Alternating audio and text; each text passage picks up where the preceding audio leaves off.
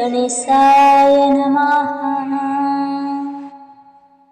ॐ नमो भगवते वासुदेवाय। नारायणं नमस्कृत्यं नरं चैव नरोत्तमं देवी सरस्वती व्यासं ततो जयमुदीरये। मूकं करोति वाचालं पङ्गुं लङ्घयते गिरिं यत्कृपातमहं वन्दे परमानन्दमाधवम्। ध्रुव उवाच शृणीम सकलब्रह्ममुनिगणधीरे निर्वेदकारण कहु तुम्भर छामुरे। राजसेवा अर्थे मते जननी पेशिला मोर धात्री पिता गे नेई प्रवेशिला। पिताଙ୍କ चरणे मुहि नमस्कार करी उभा होइथिली धात्री वस्त्र करे धरी। मोर भाई उत्तमकु देखि पिता कोले मुहि बसिबाकु जाई धइली अञ्चले। ताहा देखि सुरुचि मो माता सपतनी अनेक भर्गिले सेई सपन्नी भाव घेनी। आपणा पुत्रको कला उत्तम स्वभावे अनेक निंदिला मते निंदित प्रस्तावे।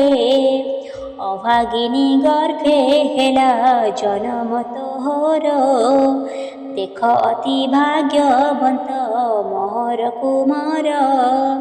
ए गर्भे जन्मिले नृप सिंहासन पाई मोर गर्भे जन्म किंपा न लभिलु तुही। तोहर मातार पूर्वे किछि तप नाही से गर्भे जन्मिलु सुख लभिबु तु काहि। दुर्भगार पुत्र होई नृप सिंहासने तोर पुण्य नाही एथे बसिबु केशने। एमंत प्रकारे से जे मते निंदा कला धिक धिक जन्म बोली बहु झिंगासिला। मुहि कांदी कहिली मो जननी अग्रते तप करिबाकु माता आज्ञा देले मते। बोइले संसारे सार तपस्या कारण उच्च नीच मध्ये देख संसार भ्रमण। नृप सिंहासने जेबे बांछा अछि तोर एबे नर देहे पुत्र तप सिद्ध कर। एमंते जननी मुखु पाई उपदेश तपसधे घोर बने होइली प्रवेश। निर्वेद कारण मो कहिली तुम्भ आगे बने पशि भालई मो बालक स्वभावे। एमंत ध्रुवर वाक्य शुणी मुनिगण परस्परे चाहि से बोलन्ति पुण पुण। ऋषिगण उवाच देख ए क्षेत्र तेज संसारे दुस्तर बालक शरीरे तेज अति जे प्रखर। पुणी ध्रुव मुख चाहि बोलन्ति उत्तर आम्भरे कि साध कर्म तोर उपकार। तोर मनोरथ आम्भे जानिबु केमन्ते भ्रांति छाड़ी कह बाबू आम्भर अग्रते। ध्रुव उवाच शुणिमाभ मुनि जने मोर मनोरथ पितार दुर्लभ पुत्र उत्तम मो भ्रात। पितार समीपे बसे नृप सिंहासने ताहाकु मोहर किछिया न नाही मने। तू ତୁମେ ମୋତେ ସାହା ହୁଅ ଏ ଘୋର କାନନେ। ଉପଦେଶ ଦିଅ ମୋତେ ନିସ୍ତାର କାରଣେ। ଶରୀର ବାଳକ ମୋର ବୁଦ୍ଧି ପାଳନ ହେ। କହିବି ତୁମ୍ଭର ଆଗେ ଚିତ୍ତର ନିର୍ଣ୍ଣୟେ। ମୋର କଥା କହି ତା ଶୁଣି ମୁନି ଜନେ। ଯେଉଁ କାରଣରୁ ମୁଁ ପଶିଲି ଘୋର ବନେ। ଯେ ପଦକୁ ପୂର୍ବେ ତପେ କେହି ଲଭି ନାହିଁ। ଇନ୍ଦ୍ର ଆଦି ଦେବତାଙ୍କୁ ଗୋଚର ନ ହୋଇ। ତ୍ରିଲୋକ ଉପରେ ସର୍ବ ବନ୍ଦିତ ଯେ ସ୍ଥାନ। ତହିଁ ବସି ଭଞ୍ଜିବି କଳ୍ପଇ ମୋର ମନ। ମୋର ପିତୃ ପିତାମହ ଯାହା ନ ପାଇଲେ। କଳ୍ପ କଳ୍ପାନ୍ତରେ ଯାହା ନ ପାଇବେ ଭଲେ। ସେ ଭୁବନେ ଯେଉଁ ଭାବେ ବସିବହିଁ ମୋହି। ତହିଁର ଉପାୟ ମୋତେ କହ ଭାବ ବହି। ଧନ ରାଜ୍ୟ ଭୋଗ ମୋର ପ୍ରୟୋଜନ ନାହିଁ। ଏତେ କହି ମୁନିଙ୍କ ଚରଣେ ପ୍ରଣମୟୀ। ଧ୍ରୁବର ବଚନେ ହରଷିତ ମୁନି ଜନେ। ଅନ୍ୟ ଅନ୍ୟ ମିଳି ସେ କହନ୍ତି ତୁଷ୍ଟ ମନେ। ମରିଚି ଉବାଚ ଶୁଣ ନୃପ ନନ୍ଦନ କହୁଁ ତୋର ଆଗେ। ସର୍ବବେଦ ପୁରାଣଙ୍କ ଶାସ୍ତ୍ର ଅନୁଭବେ। ବିଷ୍ଣୁର ଚରଣେ ସେବା କରେ ଯେ ନିଶ୍ଚୟେ। ଇହ ପରଲୋକେ ସେ ବଞ୍ଚିତ ଫଳ ପାଏ। ଅନ୍ୟ ଦେବଙ୍କର ତପ ଅନୁଭବେ ସ୍ମରେ। ବିଷ୍ଣୁର ପ୍ରସନ୍ନେ ଭୋଗ ଭୁଞ୍ଜେ ନିରନ୍ତରେ। ଅତିର ଉବାଚ ଅତିର କହେ ଶୁଣ ବାବୁ ସୁନୀତି କୁମାର। ନାରାୟଣ ସନ୍ତୋଷେ ନିର୍ମଳ ତପ କର। ସେ ପରମ ପୁରୁଷ ଯାହାକୁ ତୋଷ ହୋଇ। ମନର ବାଞ୍ଛିତ ଫଳ ଅଧିକେ ଦିଅଇ। ଅକ୍ଷୟ ସ୍ଥାନରେ ତାର ହୁଏ ଅଧିକାର। ବିଘ୍ନ କରି ନ ପାରନ୍ତି ସୁରାସୁର ନର। ସତ୍ୟ ଏ ବଚନ ମୋର କର ହରି ଧ୍ୟାନ। ଅଳ୍ପ ଦିନେ ଲଭିବୁ ଅକ୍ଷୟ ଦିବ୍ୟ ସ୍ଥାନ। ଅଙ୍ଗିରା ଉବାଚ ଅଙ୍ଗିରା କହନ୍ତି ଶୁଣ ନୃପତି କୁମାର। ସର୍ବଭାବେ ଗୋବିନ୍ଦ ଚରଣେ ଆଶ୍ରୟ କର। ବିଶ୍ୱବସ୍ତୁ ଅଭ୍ୟନ୍ତରେ ଯାହାର ନିବାସ। ଆତ୍ମା ରୂପେ ସର୍ବଭୂତେ ଯାହାର ପ୍ରକାଶ। ଅଗ୍ରସ୍ଥାନେ ବସିବାକୁ ଇଚ୍ଛା ଯେବେ ତୋର। ଏକ ମନେ ଲୟ କର ଶ୍ରୀହରି ପୟର। ପୁଲସ୍ତ୍ୟ ଉବାଚ ପରଂ ଧାମ ପରଂ ବ୍ରହ୍ମ ପରାପର ନାହିଁ।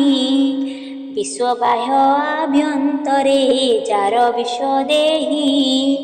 ସେ ହରି ଚରଣେ ଧ୍ୟାନ କର ଦୃଢ଼ ଚିତ୍ତେ।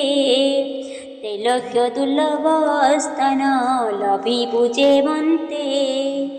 କ୍ରତୁବାଚ କ୍ରତୁ କହେ ସୁର ହାଏ ମୋହର ବଚନ। ଯେ ଯଜ୍ଞ ପୁରୁଷ ଅଙ୍ଗେ ଏ ତିନି ଭୁବନ। ତାହାର ପ୍ରସନେ ଯେ ଦୁର୍ଲଭ ଲଭେ ପ୍ରାଣୀ। ମୋহে ଜାଣଇ ସର୍ବଶାସ୍ତ୍ର ପରିମାଣି। ପୁଲହ ଉବାଚ ପୁଲହ କହନ୍ତି ଧ୍ରୁବ ଶୁଣ ଏକ ମନେ। ଇନ୍ଦ୍ରାଦି ଦୁର୍ଲଭ ସ୍ଥାନ ଲଭିବୁ ଯେ ସନେ। ଘୋର ତପେ ବିଷ୍ଣୁର ଚରଣେ ଆଶ୍ରୟ କର। ଦୁର୍ଲଭ ଆସନେ ବସି ଭୁଞ୍ଜ ଭୋଗ ସାର। ବିଷ୍ଣୁର ଚରଣ ସେବା ଯେ ଜନ କରନ୍ତି। ଇହ ପରଲୋକେ ସେ ବାଞ୍ଛିତ ଫଳ ପାଆନ୍ତି। ଅନ୍ୟ ଦେବଙ୍କର ସେବା ଫଳ ଅଳ୍ପ ଦିନ, ବିଷ୍ଣୁର ସେବନ ଫଳ ଅକ୍ଷୟଟି ଜାଣ।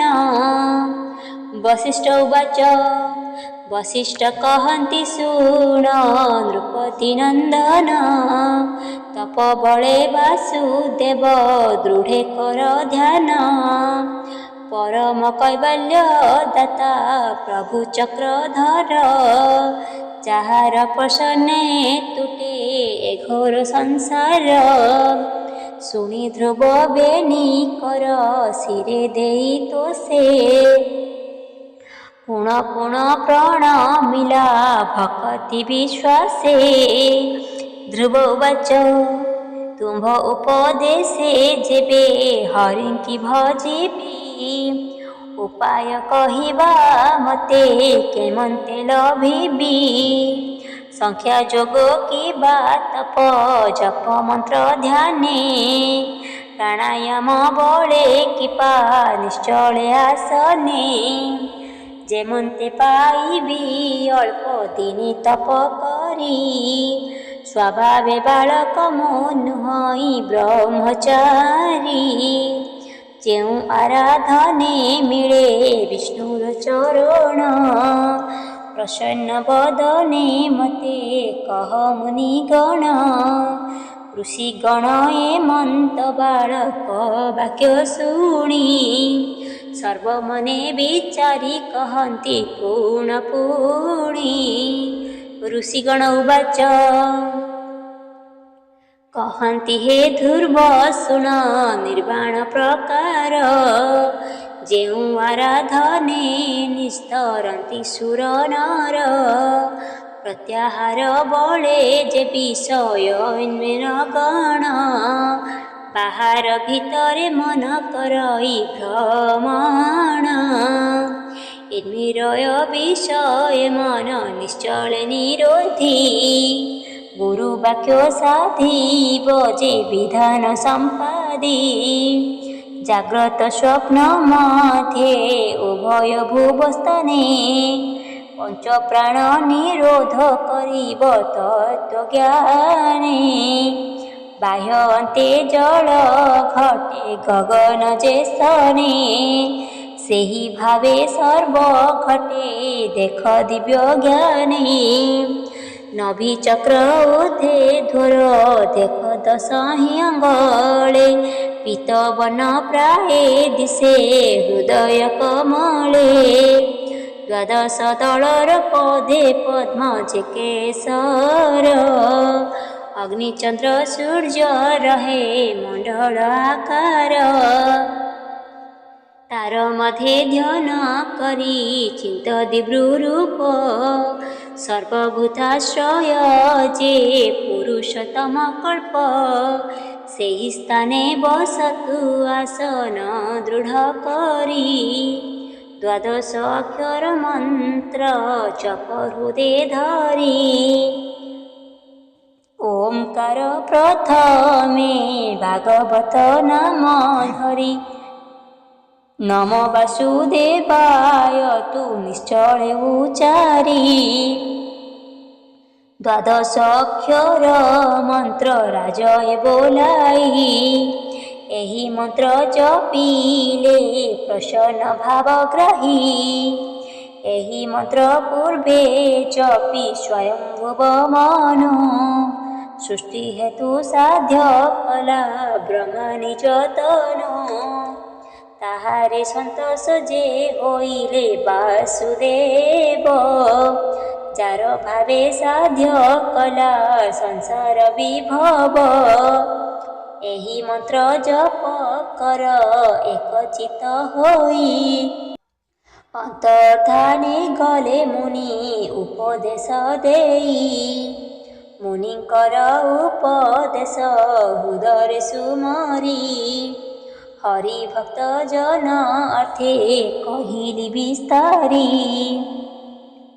ସାଧୁ ଜନେ ଏହି ଭାବେ ଦୃଢ଼ କର ଚିତ, संसार निस्तारे कहे दास जगन्नाथ। इति श्रीमद्भागवते महापुराणे परमहंस संहितायां चतुर्थस्कन्धे ध्रुवचरिते अष्टमोऽध्यायः।